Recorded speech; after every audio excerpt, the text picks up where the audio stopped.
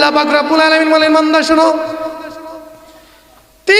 তিনটা কসম খায়া আল্লাহ তাআলা সূরা 3-এর ভিতরে বলেন, ওয়াত-তিনি ওয়াজ-যাইতুন ওয়া তুরি সিনিন ওয়া হাযাল বালাদিল আমিন।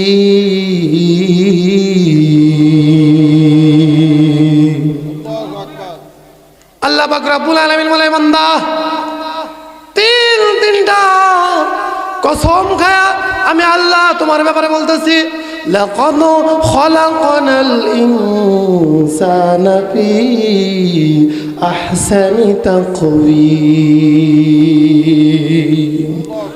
জোরে বলেন আল্লাহু আকবার।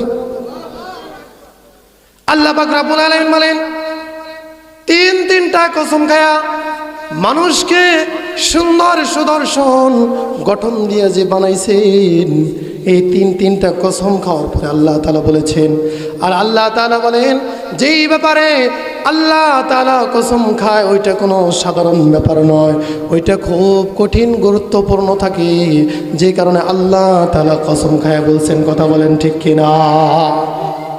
আল্লাহ বলেন তোমাকে এমনি এমনি বানাই নেই।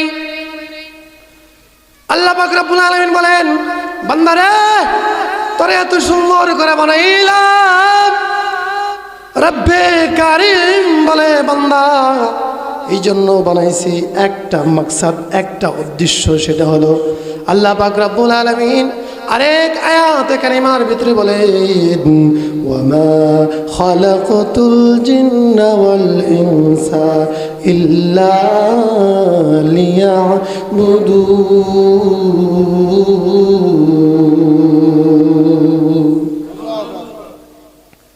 আল্লাহ পাক রব্বুল আলামিন বলেন, একটা মাকসাদ, একটা উদ্দেশ্যে আমি আমার বান্দা বান্দিকে বানাইছি রে।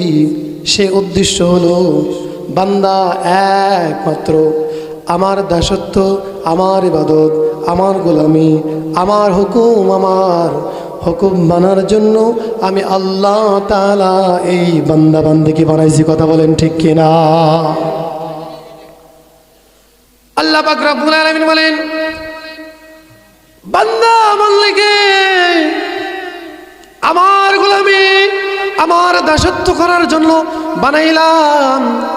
আল্লাহ তাআলা বলেন, যদি আমার গোলামি করো, আমার দাসত্ব যদি বান্দা তুমি করতে পারো, তবে শোনো, তোমার এই সৌন্দর্য গঠন আমি আল্লাহ যে বানাইছি, এই সৌন্দর্যর গঠনের বানানের যে দাম, যে ইজ্জত, এইটা ঠিক থাকবে। কথা বলেন ঠিক কিনা? আল্লাহ তাআলা বলেন, তোমাকে সুদর্শন গঠন দিয়ে বানাইলাম, এই যে সম্মানিত হিসাবে বানাইলাম, শুধু আমাকে আপনাকে সুন্দর করে বানাইছেন, এই তুরি শেষ না। রব্বে কারিম বলেন, শোনো রে বান্দা, শুধু তোমাকে সুন্দর করে বানাইছি এইটুকুই শেষ নয়।